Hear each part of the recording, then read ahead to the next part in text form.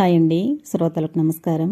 ఈరోజు మీరు వినబోయే నవల మామూలు మనిషి, మాదిరెడ్డి సులోచన గారు రచించారు. ఇక నవల్లోకి వెళ్ళిపోదామా మరి. కమల పొయ్యి ముందు కూర్చుంది. ఉండుండి అవసరమున్నా లేకపోయినా కట్టెలు ఎగదోస్తోంది. ఆమె కంటి నుండి నీళ్లు టపటపా రాలుతున్నాయి. పొగ వల్లనో దుఃఖం వల్లనో చెప్పడం చాలా కష్టం. భర్త పోయాడన్న ఏడుపు కంటే బంధువుల బలవంతానికి ఏడుపు వస్తోంది. ముద్దు ముచ్చట అంటూ 12 ఏళ్లకే వివాహం చేశారు తనకు. తన ముద్దు ముచ్చట ఏం తీరింది? 4 సంవత్సరాలు చిన్నపిల్ల అంటూ తన తల్లి పేచి పెట్టడం, నేను కొరుకు తింటానా అంటూ అత్త గోల చేయడం, ఆ తర్వాత పంపడము జరిగేది. అన్ని విధాలా అపురూపంగా చూసిన వియ్యపురాలంటే ఒక విధమైన నిరసన కనబరిచేది అత్త కోటమ్మ. మేం అన్నం పెట్టడం లేదా, మీ అమ్మ మరీను అంటూ సాగదీస్తూ సాధించేది. ఆ తర్వాత మాట అనుకుని 5 ఏళ్లు పుట్టింట్లో ఉంది. పుట్టింటికి వెళ్లేనాటికే 3వ నెల వచ్చింది. ఇంత చిన్న వయసులో గర్భమా అంటూ తల్లి చికాకు పడింది. తను కావాలని కోరలేదు. అప్పటికి మాతృత్వం మమకారం ఏం తెలియవు కమలకు. కార్యం రోజు రాత్రి గొల్లరంగి ఇంట్లో నుండి భర్తను పిలుచుకొస్తుంటే అర్థం కాని విషయాల కోసం ఏడ్చింది. ఆయనకు అన్ని అవలక్షణాలు ఉన్నాయని, పేకాట, తాగుడు, వ్యభిచారం స్వంతం చేసుకుని బ్రతుకుతున్నాడంటే ఏడ్చింది. రోజూ అలంకరించుకుని భర్త కోసం ఎదురుచూస్తూ గడిపేది. వచ్చిన రోజు ఏ అర్ధరాత్రికో వచ్చేవాడు. రానినాడు 3 రోజులు అతని ఆచూకీ తెలియక బాధపడేది. ఆమె మనసు అతన్ని ద్వేషిస్తుండగా శరీరం అతని సాంగత్యాన్ని కోరుకునేది. అన్ని అవలక్షణాలు ఉన్నా కమలను విసుక్కుని కొట్టి బాధపెట్టేవాడు మాత్రం కాదు. కమల చదివిన గ్రంథాలన్నింటిలోనూ దాంపత్యం మృదు మధురంగా వర్ణించారు. ఒక పరిహాసం లేదు, పలకరింపు కూడా అతి సామాన్యంగా ఉండేది. కమల, నీళ్లు పెట్టావా స్నానానికి? బయట నుండి అరిచేవాడు సారథి. పెట్టిస్తాలేరా. కోటమ్మ అడ్డుపోయేది. ఏదో ప్రమాదం జరిగినంత హడావిడి చేసేది. నీళ్లు తోడి తుండుగుడ్డతో ఆ పరిసరాల్లో తిరుగుతుండేది. అవకాశం రాగానే భర్తతో మాట్లాడాలని ఆమె హృదయం తాతాలాడేది. అత్త మామ పన్నీరని తేలిపోయింది. అబ్బాయ్, మినుము దండగా అయిందిరా, బొల్లావు ఈనింది. ఈసారి కోడిదూడే, దొడ్డి బలిసేదట్లా? తండ్రి సొద. ఒక్కసారి అక్క దగ్గరకు వెళ్ళిరారా తండ్రి, మీకెవరున్నారని. దానికి నువ్వు నీకదీను మేకసున్నులా ఉన్నారు. కోటమ్మ ముక్కు చీదేసేది. తను అనుకున్న పని ఇక కాదని తుండు బావిగోడ మీద వేసి ఇంట్లోకి వెళ్ళేది. ఆ తర్వాత కోటమ్మ ఆప్యాయంగా వడ్డించగా భోజనం చేసి గదిలోకి వెళ్ళేవాడు. అత్తగారితో పాటు భోజనం చేసి పాలు తోడుపెట్టి వంటిలు సర్దుకుని గదిలో అడుగుపెట్టేసరికి సారథి గుర్రు వినిపించేది. విసుగ్గా అతన్ని కుదిపేది. ఏంటే, వారం రోజులుగా నిద్రలేదు, ఎందుకు లేపుతావు అని మొత్తుగా ఆవులించి ఆమెను దగ్గరగా లాక్కుని మళ్లీ నిద్రలోకి జారిపోయేవాడు. అతన్ని కుదిపినా పిలిచినా లాభం లేకపోయేది. కోపం వచ్చేది. అభిమానం అడ్డుకునేది. అతని చేయి దులపరించి మరోవైపు తిరిగి పడుకునేది. తలలోని పువ్వులు నేలకేసి కొడుతూ ఏడ్చేది. ఒక్కోసారి లతలా అతన్ని పెనవేసుకుపోయేది. అలాంటప్పుడు మొత్తు వదిలించుకుని చిరుగా నవ్వేవాడు సారథి. ఆ నవ్వులో కరిగిపోవాలని, అతని లాలింపులో మైమరిచిపోవాలని ఏమేమో ఊహించిన ఆమె ఊహలకో రూపము ఏర్పడకముందే ఏవో మధురానుభూతి మననం చేసుకోవడానికి వీలైనంత తొందరగా జరిగిపోయేది. అటు తిరిగి పడుకునేవాడు. అలాంటి జీవితం అనుభవిస్తుండగా కమల తల్లి లక్ష్యం వచ్చింది. ఆమె వారం రోజులున్నా అల్లుడు ఇంటి ఛాయలకు రాలేదు. అప్పటి వరకు సాగిన అంతర్యుద్ధం బయటపడింది. నువ్వెంతంటే నువ్వెంత అని వియ్యపురాళ్లు జుట్టు పట్టుకునే వరకు వచ్చింది. 4 వచ్చి 2 విడదీశారు. కమల చెయ్యి పట్టి ఈడ్చుకుపోయింది లచ్చమ్మ. ఆ పోకడ 5 సంవత్సరాలు పుట్టింటే ఉంచేసింది. రాధ పుట్టిందని కబురు చేసినా ఎవరూ రాలేదు. లచ్చమ్మ కూడా పొట్టుదలగానే ఉంది. తన ఒక్కగానొక్క కూతురు, 4 మగపిల్లల తర్వాత పుట్టిన పిల్లకు సుఖం లేదు. తను ఇంత అన్నం పెట్టుకోలేదా? కమలకైనా పెద్దగా వెళ్లాలని అనిపించలేదు. అత్తవారింటికి ఈడ్చుకుపోయే మధురానుభూతులు, మమతానుబంధాలు లేవు. ఎప్పుడైనా భర్త రూపం కళ్ల ముందు కదిలి మాయమయ్యేది. ఆమె పెద్ద పెద్ద ఆశలు పెట్టుకోలేదు. తన పరిధిలో దాంపత్య జీవితాన్ని తీయగా మధురంగా ఒక శృంగార కావ్యంగా ఊహించుకోకపోయినా భర్త తనవాడు కావాలని, తనే అతనికి సర్వస్వం కావాలని ఊహించింది. ఆమె ఊహగానే మిగిలిపోయింది. 5 ఏళ్లు గడిచాయి. తల్లి తన వాటా తీసుకుని వేరుగా ఉంది కాబట్టి కమలకు ఆరళ్ళు దిప్పుళ్ళు లేవు. హాయిగా ఉన్నదేదో తిని బొమ్మలా ఉన్న కూతుర్ని ముద్దులాడుతూ తిరిగేది. ఒకరోజు పెద్దన్న హైదరాబాదు వెళ్ళొచ్చాడు. తల్లి వాటాలోకొచ్చాడు. అమ్మా. ఏమిట్రా? లచ్చమ్మ చేతులు తుడుచుకుంటూ వచ్చింది. నిన్నో స్నేహితుడికి జబ్బంటే ఆసుపత్రికి వెళ్ళాను. శారదని ఆసుపత్రిలో చూశాను. చిక్కి శల్యమైపోయాడు. ఏం జబ్బట? ఇంకా పరీక్షలు జరుగుతున్నాయి. అప్పటికిగాని తేలదు. నా పిల్ల ఉసురు ఊరికే పోతుందా? అమ్మా. ఏంట్రా? నా కూతురు గొంతు కోసాడు మీ నాన్న. ఆస్తి ఎందుకురా తగలేయడానికి? ఒక ముద్దు ముచ్చటా లేదు. ఈనాడు అతగాడికి ఏదో అయిందనగానే పరుగులు పెట్టడానికి ఎవరు అమాయకులు కారు అంది కఠినంగా. నే చెప్పేది చెప్పాను. ఆ తర్వాత నీ ఇష్టం. అతను లేచాడు. నీ కూతురైతే ఇలా అనగలిగుందివా? పిల్ల పుట్టిన ముఖం చూడని మొగుణ్ణి వెతుక్కుంటూ వెళుతుందా అంది. అతను వెళ్ళాక కూడా లచ్చమ్మ శాపనార్థాలు పెడుతూనే ఉంది. కమలకు ఒక్కసారి వెళ్లాలనుంది.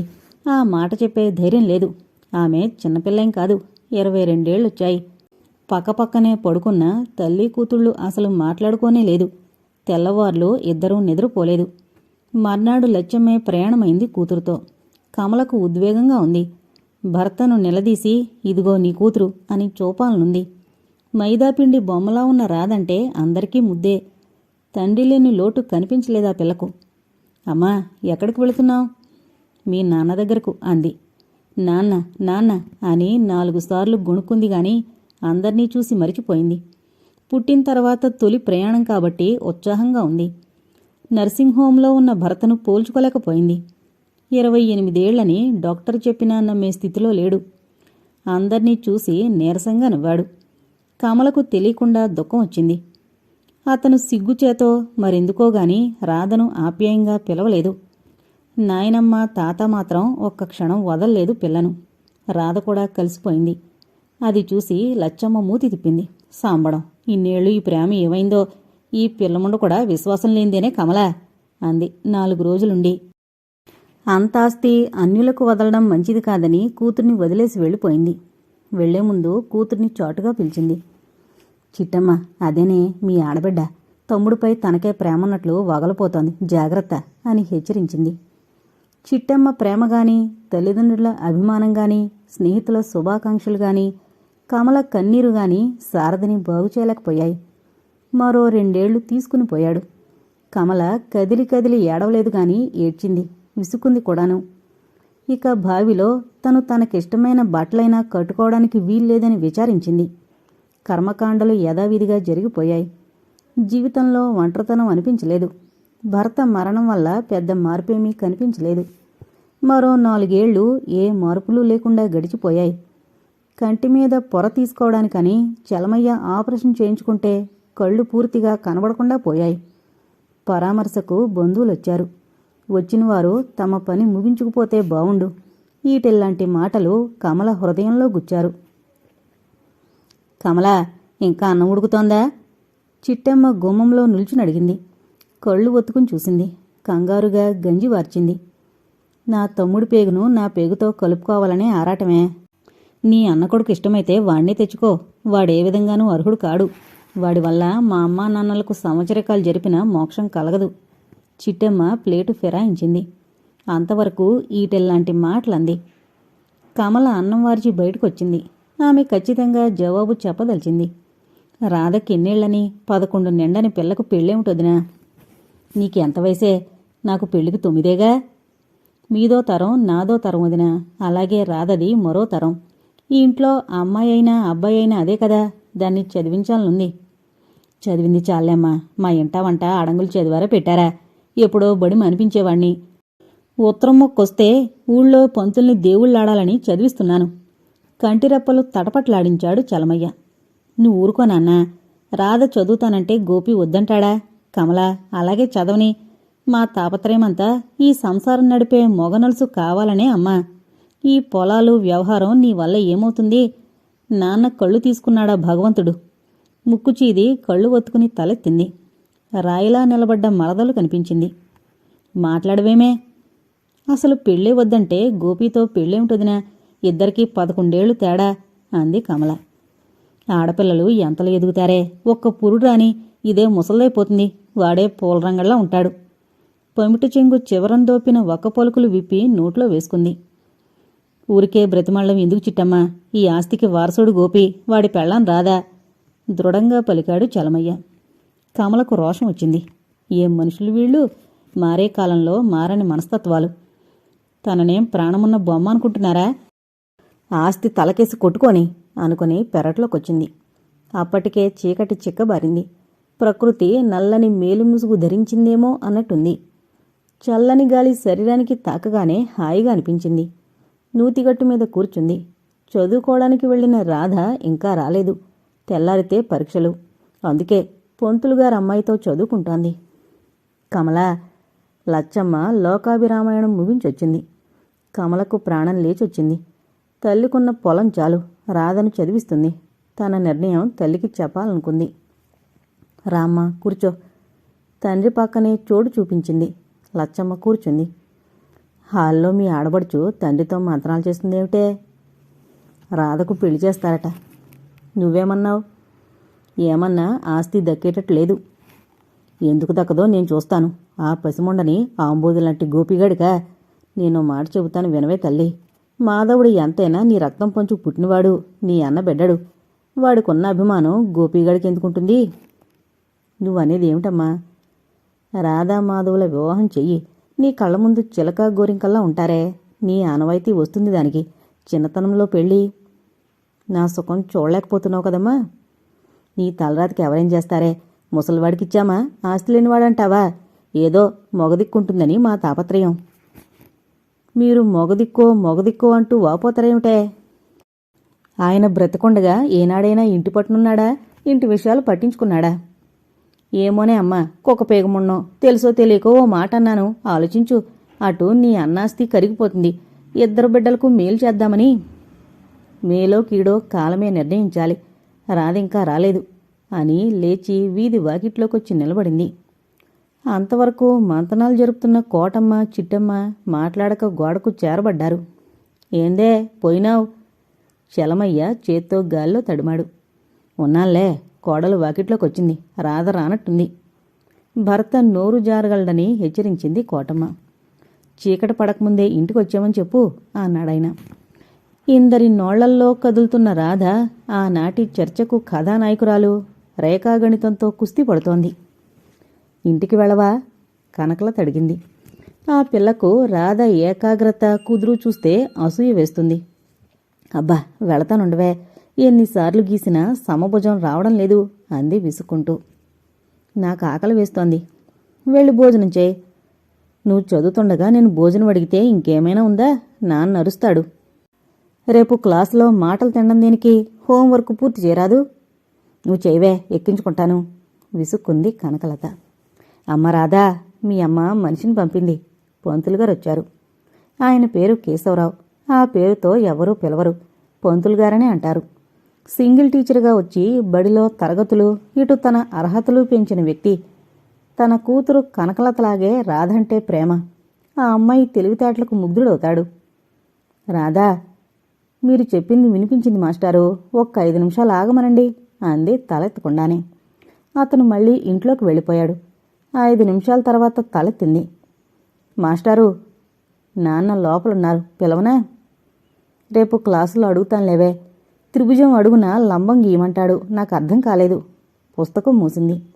లత బయట వరకు సాగనంపింది. బయట జీతగాడు దాసు నిల్చున్నాడు. ఏంది బుడతల్లే, అమ్మోళ్ళు ఆత్రపడుతుండ్రో అన్నాడు. ఎందుకు అంది అతన్ని అనుసరిస్తూ. ఆమెకు చాలా సమయం అయిందని తెలియలేదు. ఆడపిల్లలు ఇంతంతసేపు బయట ఉండరమ్మా. మగపిల్లలు ఉండొచ్చా? మొగడికేం భయం, ఆడవారికేం భయం? దాసుకు జవాబు తోచలేదు. తలగొక్కున్నాడు. ఏందో మా కాలం అట్టా గడిచింది అన్నాడు. రాధ ఆలోచన రేపటి పరీక్షను గురిచే, ఇందాక అర్థం కాని లెక్కలను గురిచే. ఏమా, ఇంత ఆలస్యం చేశావు? కమల ఎదురొచ్చింది. ఎంత ఆలస్యమైంది? రేపు లెక్కల పరీక్ష కదమ్మా. తొందరగా రావాలి రాధా, భయంగా ఉంటుంది. భయం ఎందుకు? రాధ కళ్ళు చిత్రంగా తిరిగాయి. భయం ఎందుకు అంటావు? బరి తెగిస్తావు. ఇంట్లో అడిగేవారు లేరని నీ ఆగడాలు ఎక్కువయ్యాయి. రేపటి నుండి సంధ్యాళ దాటాక బయట నుండి రా, కాళ్ళు ఎరగొడతాను. భడవ కాన భడవ. కోటమ్మ రైమంది. బెత్తరపోయి చూసిందా పిల్ల. తన మీద కోపం పసిదానిపై తీర్చుకుంటోందని గ్రహించింది కమల. అన్నం తిందుగాని రాదా అంది చేయి పట్లాగుతూ. రాధ తల్లి వెనకాలే వెళ్ళింది. తాతయ్యకు పెట్టి భోజనం చేస్తానమ్మా అంది. అదే రాధ దినచర్యలో ఒక భాగం. తల్లి వడ్డించిన కంచం తీసుకుని వసారాలోకి వెళ్ళింది. తాతయ్య, భోజనం తెచ్చాను అంది. అతను తడుముకుంటూ లేచాడు. అతని ముందుకు ముక్కాలుపేట్లాగి కంచం పెట్టింది. చెయ్యి కడిగే డబ్బా తెచ్చింది. అదంతా గమనించి ముసలాయన హృదయం ఆర్ద్రమైంది. రాధమ్మా, ఇట్టా వచ్చి నా దగ్గర కూర్చో తల్లి. మనవరాల్ని దగ్గరగా కూర్చోబెట్టుకుని వీపు నిమిరాడు. అతనికి మనవరాలి వివాహం చెయ్యాలనున్న కోరికే మరింత బలపడింది. పెద్ద చదువులు చదివితే తన ఇష్టమొచ్చిన వాణ్ణి చేసుకుంటానంటుంది. తనకు దిక్కెవరు? భోజనం చెయ్యి తాతయ్య. నువ్వెళ్ళి భోజనం చెయ్యమ్మా, నాకు అత్తయ్య పెడుతుంది అన్నాడు ఆప్యాయంగా.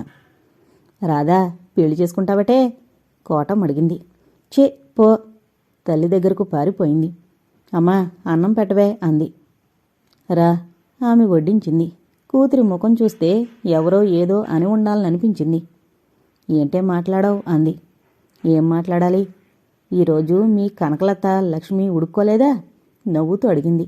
రోజు భోజనం చేస్తూ తను క్లాసులో జవాబులు చెబితే అందరూ ఎంతగా ఉడుక్కుంటారో చెప్పేది. 11 నిండిన కూతురికి 27 నిండిన తల్లికి ప్రాణస్నేహం. వారిద్దరి భావాలు పంచుకునే సమవయస్కులు లేరు. అది కాదమ్మా, పో, నేను చెప్పను. తల వంచుకుంది. నాయనమ్మ పెళ్లి ప్రస్తావన తెచ్చిందా ఏం? ఆవిడికేం పనిలేదు. చక్కగా చదువుకోవాలి రదా. ఎవరి అండ అవసరం లేకుండా బ్రతకగలిగే స్థితిలో ఉండాలి. స్వతంత్రంగా జీవించే స్తోమత కావాలమ్మా. అమ్మా, నాకు చదువుకోవాలనే ఉందే. తప్పక చదువుకుంటావు అంది దృఢంగా. తనకున్న ఆశ, సుఖం, సంతోషం రాధ సమక్షంలో స్వర్గం అని వర్ణించే ఆ స్థితి చవి చూస్తుంది. రాధ చెప్పే కబుర్లు తన్మయత్వంతో వింటూ అంది. చిట్టమ్మ, లచ్చమ్మ వెళ్ళిపోయాక తేలిగ్గా ఊపిరి పీల్చుకుంది. తన బెడద వదిలిపోయిందని సంతోషించింది. చిట్టమ్మ వెళుతూ వెళుతూ తిరుగులేని అస్త్రం ఉపయోగించిందని కమలకు తెలీదు. అత్తయ్య, భోజనానికి లేవండి. కమలొచ్చి పిలిచింది.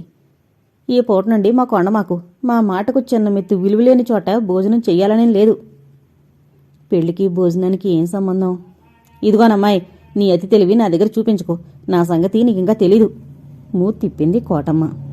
మామగారు వరండాలోకి వెళ్ళింది. అతను చుట్ట పీల్చుకుంటున్నాడు. ఆమె పిలుపు విననట్టే ఊరుకున్నాడు. మరోసారి చెప్పింది. నేను భోజనం చేయను అన్నాడు. అదేమిటి? అదంతే. నా రక్తం పంచుకు పుట్టిన కూతురు మాట చెల్లనింట్లో మాకెందుకు భోజనాలు? మాటలు రాందాల్లా నిలబడిపోయింది. ఇదెక్కడి న్యాయం, ఇదెక్కడి ధర్మం? ఆమె వెళ్ళి నూతిగట్టు మీద కూర్చుంది. వాతావరణం సగం వేడిగా సగం చల్లగా ఉంది. ఆ రోజు రాధొక్కరితే భోజనం చేసింది. బావుంది నిరాహార దీక్ష అనుకుని గ్లాసుడు మజ్జిగ తాగి పడక గదిలో గడప మీద తల పెట్టుకుంది. అక్కడే కంటి మీద కునుకు పట్టింది. ఆమె కూతుర్ని తీసుకువెళుతోంది. ఎటో వెళుతోంది. ఈ ప్రపంచానికి దూరంగా, ఈ సాంప్రదాయాలకు దూరంగా వెళుతోంది. సాంఘిక పరిస్థితులు అనే శృంఖలాలను తెంచుకుని వెళుతోంది. కీకారణ్యం. ఎటు చూసినా దట్టమైన అడవి. మనిషున్న జాడే కనిపించడం లేదు. దారి తెలియక అటు ఇటు చూస్తోంది. దారి కనిపించడం లేదా? ఒక ఆకారం అడిగింది. ఆ కంఠం మృదు గంభీరంగా ఉంది.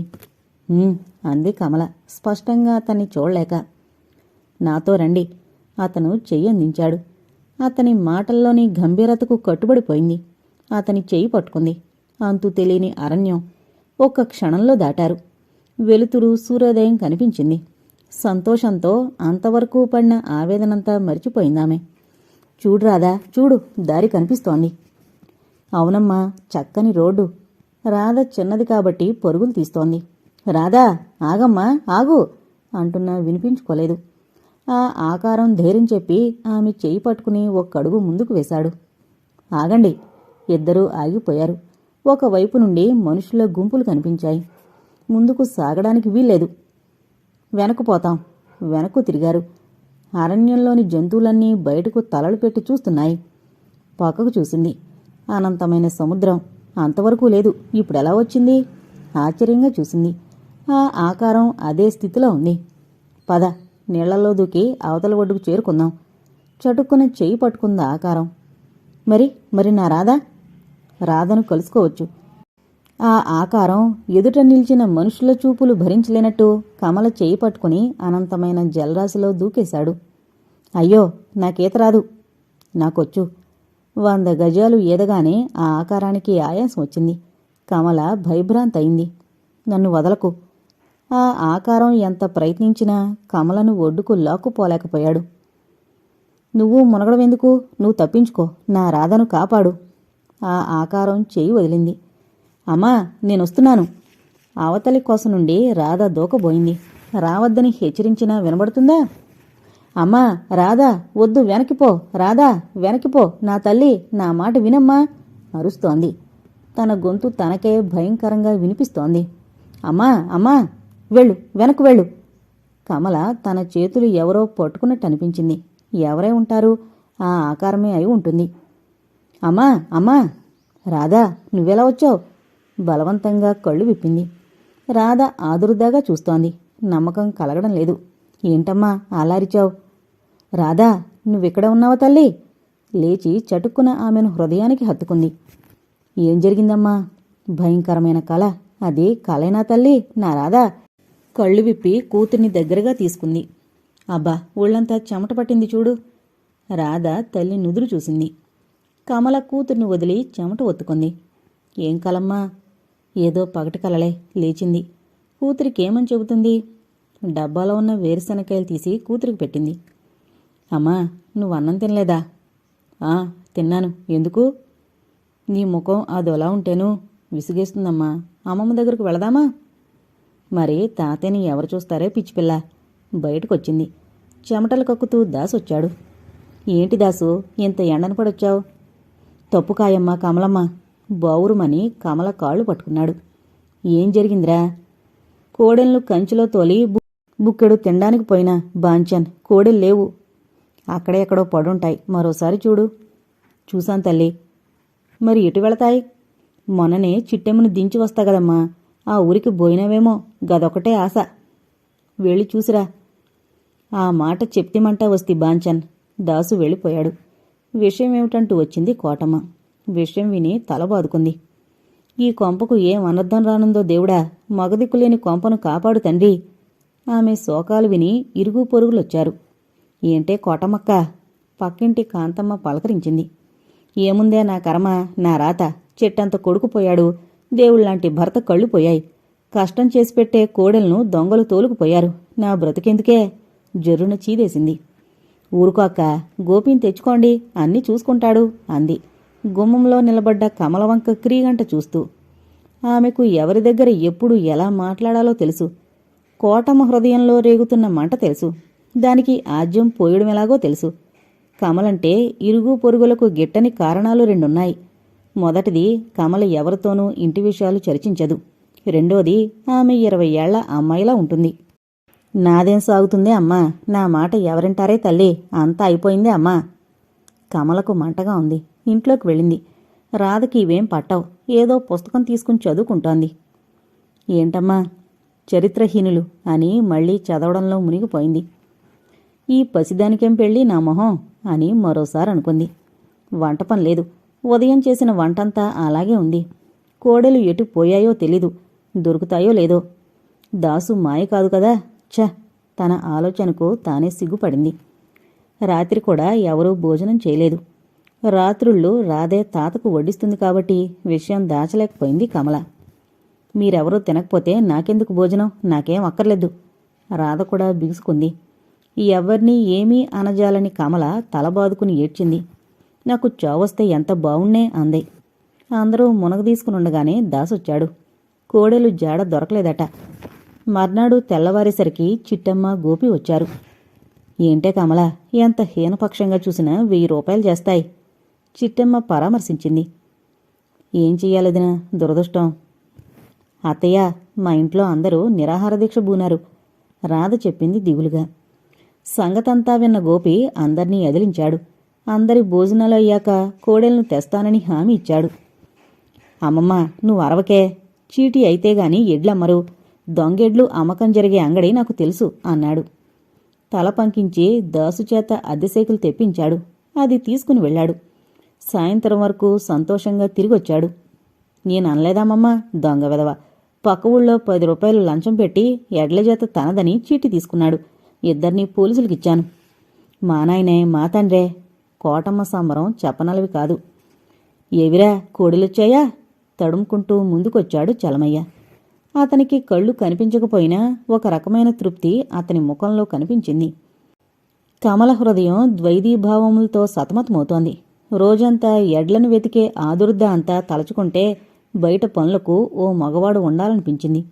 ఇంటి ముందు దక్షత గల మగవాడుంటే నలుగురు వస్తూ పోతుంటారన్న సత్యం తెలిసింది. గోపి ఒక పాలు చొరవెక్కువగల మనిషేమో అతని చుట్టూ జనం తిరగడం, సలహాలు అడగడం చూసింది. లోపల నిలబడి చూసింది. కాస్త మొరటుగా ఉన్న మొగసిరి ఉట్టిపడుతూ బలంగా ఉన్నాడు. కొన్ని కోణాల నుండి చూస్తే అచ్చు సారథిలాగే కనిపిస్తాడు. ఆ సాయంత్రం స్నానం చేసి సారథి పైజామా లాల్చి వేసుకున్నాడు. ఒకసారి దీక్షగా అతని వంక చూసి లోపలికొచ్చింది. అనవసరంగా ఏడ్చింది. అటూ ఇటూ తిరిగింది. చివరికో నిర్ణయానికొచ్చాక మనసు కుదుట పడింది. మనుగుడుపులకు రామాంతపురం తీసుకువెళ్ళింది చిట్టమ్మ. గోపీని రాధను చూసి కొందరు ముక్కు విరిచారు. ఏంటి చిట్టమ్మ, కోడివయసు కుర్రాడికి ఆ చిన్నపిల్లను పెళ్లి చేశావేం? కొందరు అడగనే అడిగారు. ఆడపిల్ల ఎంతలో ఎదిగొస్తుంది, పుట్టింటి దీపం నిలబెడితే చాలు. చిట్టమ్మ నింపాదిగా జవాబిచ్చింది. వివాహానికి ముందు ఎంత స్వేచ్ఛగా తిరిగేదో ఇప్పుడు అలాగే తిరుగుతోంది రాధ. ఆమె దృష్టిలో తాతయ్య, మామయ్య లాంటి మగవాడే గోపి. గోపి కనిపించగానే సిగ్గుపడ్డం, పక్కకు తప్పుకోవడం అటుంచి స్వతంత్రంగా అందరిమీద ఫిర్యాదు చేసేది. బావా, మా ఊరు వెళదాం. అత్తయ్య ఒకటే నసపెడుతోంది. అక్కడ కూర్చోవద్దు, ఇక్కడ తిరగవద్దు అంటుందేం? మీ లక్ష్మి తిరగడం లేదా? గోపికి నవ్వొచ్చింది. లక్ష్మి ఆ ఇంటి ఆడబిడ్డ అని చెప్పాలనుకున్నాడు. కాని రాధకు ఆ వివరాలు తెలుసా? చిన్నపిల్ల అని సరిపెట్టుకున్నాడు. అక్కడే అతని జవాబుకు ఎదురు చూస్తున్న రాధను చూశాడు. సన్నగా, పీలగా, నీలం నేత పరికిణీలో పసిపిల్లలా కనిపించింది. వెళదాం రాధా, రేపు ఊళ్ళో వారికి బంతి పెడుతుందటమ్మా అన్నాడు మెల్లగా. నేను చిన్నబావతో కలిసి తోటకు వెళుతున్నాను. రేపు బంతి కాగానే మన ఊరు వెళదాం. ఏమిట్రా అంటోంది? చిట్టెమ్మొచ్చింది. గోపి నవ్వుతూ చెప్పాడు. ఆమె ముక్కున వేలేసుకుంది. పెదపకాలం పెదప బుద్ధులు. నేను లక్ష్మి పుట్టే వరకు బయట గదిలో మీ నాన్నతో మాట్లాడి ఎరుగుండా అవ్వా అంది. అమ్మా, మీ కాలం వేరు, ఈ కాలం వేరు అని చెప్పబోయి నోరు విప్పలేదు. చికాగ్గా తల్లివంక చూశాడు. ఊరందరితో మాట్లాడగలేంది భర్తతో మాట్లాడితే వచ్చిన నష్టమేమిటో అతనికి అర్థం కాలేదు. మీ అత్తకు ఎంత గీరో చూడరా. వివాహం నా ఇంట్లో అయినట్టు నేనన్నీ పట్టించుకుని చేయలేదు. ఈ పూట రావే అన్నాను, వచ్చిందా? ఇద్దరు ముసలివారిని చూసుకోవాలి కదమ్మా. అప్పుడే అతను వెనకేసుకొస్తున్నావట్రా అన్నదే కాని ఆమెకు చాలా ఆనందంగా ఉంది. తనది చితికిపోయిన సంసారం. పుట్టింటివారి ఆస్తి కొడుకు పరమైతే తమ్ములకు వాట ఇవ్వకపోయినా లక్ష్మికి వివాహం చేయడా, అడపాదడపా ఆదుకుంటే చాలు అనుకుంది. ఆమె పెరడువైపు వెళ్ళింది.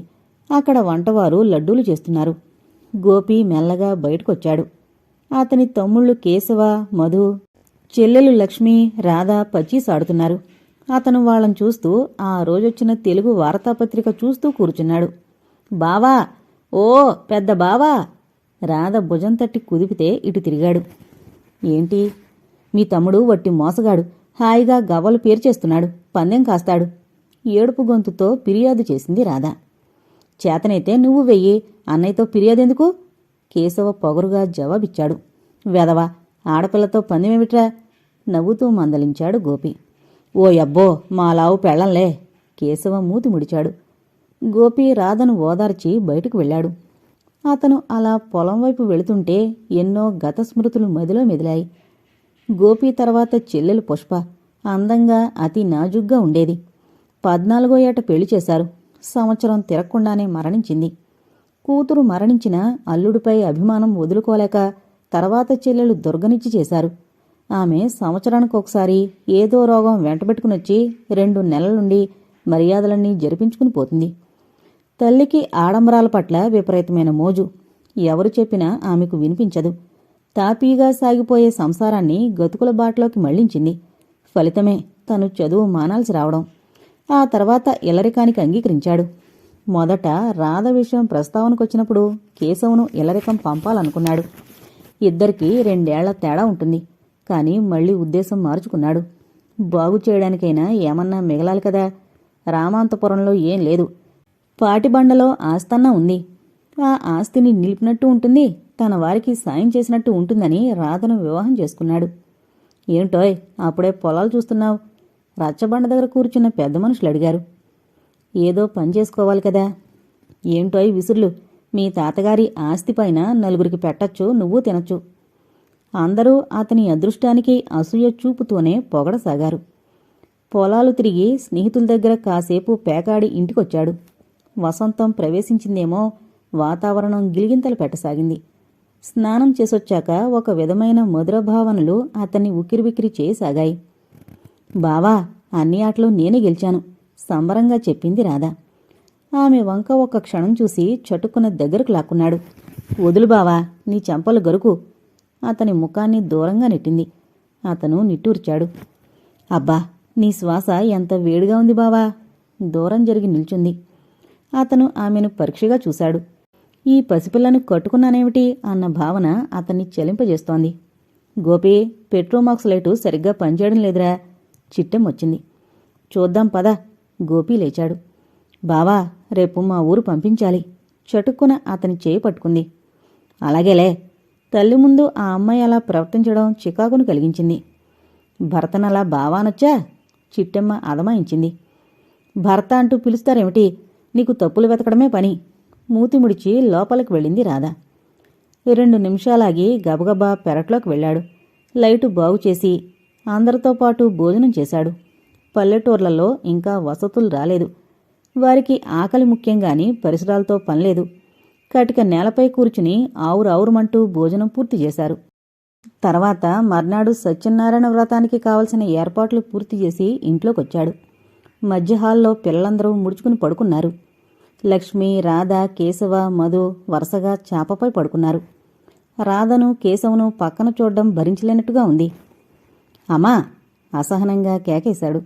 ఏంట్రా? కిళ్ళి దవడకు బిగించొచ్చిందామె. పాపం, ఆ అమ్మాయికి కింద పడుకునే అలవాటు లేనట్టుంది అన్నాడు ముఖం పక్కకు తిప్పుకొని. ఏ అమ్మాయి? కావాలని అడిగింది ముసిముసిగా నవ్వుతూ. అతనికి చికాగ్గా ఉంది. అదే. మాట మింగేశాడు. నీ పెళ్ళానికా? నీ మేనగోళ్ళకి అన్నాడు ఉక్రోషంగా. నా మంచం మీద పడుకోమన్నాన్రా. ఎంత గేరో. నా మంచం కంటే నేలనయమాట. చచ్చి ఏ లోకానున్నాడో నా తమ్ముడు. వాడు చేయించిన లంకంత మంచంలో అమ్మ కూతురు హాయిగా పడుకుంటారు. మరి పడుకోక మనకు పంపిస్తారేమిటి? మాట వరుసకు చెబుతున్నాను. ఆ పిల్లకు మనింట్లోని వస్తువు ఒక్కటి కంటికి ఆడడం లేదు. నీ మంచం బావుందట. అది వాడే రోజులు ముందున్నాయి అన్నాను. తల్లి ముఖం చూడలేకపోయాడు. అంత మోటుగా సరసమాడడం అతనికి సుతారాము నచ్చలేదు. అతని ముఖంలో వెచ్చటి పొంగులాంటిదొచ్చింది. ఆస్తిని అత్తను ఓ కంట కనిపెట్టుండాలి బాబూ. చిట్టెమ్మ సలహా ఇచ్చింది. ముఖద్వారం పక్కనున్న తన నవారు మంచంపై మేను వాల్చాడు. అతనికి ఎదిగిన రాధ రకరకాలుగా కనిపిస్తోంది. పల్లెవాటుతో వయ్యారంగా, చీరలో గంభీరంగా నిల్చుంది. రాధ అప్పుడే ఎంత పెద్దదైంది. ఆశ్చర్యంగా కళ్ళు విప్పి చూశాడు. తెల్ల గద్వాలు నేతచీర, చేతులకు 2 గాజులు, మెడలో ఒంటిపేట గొలుసు, వదులుగా వేసిన జుట్టు ముడితో అందంగా, ఆకర్షణీయంగా కనిపించింది. అబ్బా, అప్పుడే ఎంతగా ఎదిగిపోయింది. అదేమిటి, నుదురు బోసిగా ఉందేమిటి? అతన్ని ఆవరించిన మత్తు పూర్తిగా వదిలిపోయింది. అతను చూసింది రాధ కాదని, అప్పుడే బండి దిగి వచ్చిన అత్తగారిని అర్థమైంది. కంగారుగా లేచాడు. తను కలత నిద్రలో ఉండగానే తెల్లవారిపోయిందా అని ఆశ్చర్యపోయాడు. ఎలా వచ్చారు? అడక్కపోతే బావుండదని అడిగాడు. బండి కట్టుకునొచ్చాం. రాత్రి ఒక కునుకు తీసి బండి కట్టించాను. తెల్లవారుతుండగా చేరాం అంది మెల్లగా.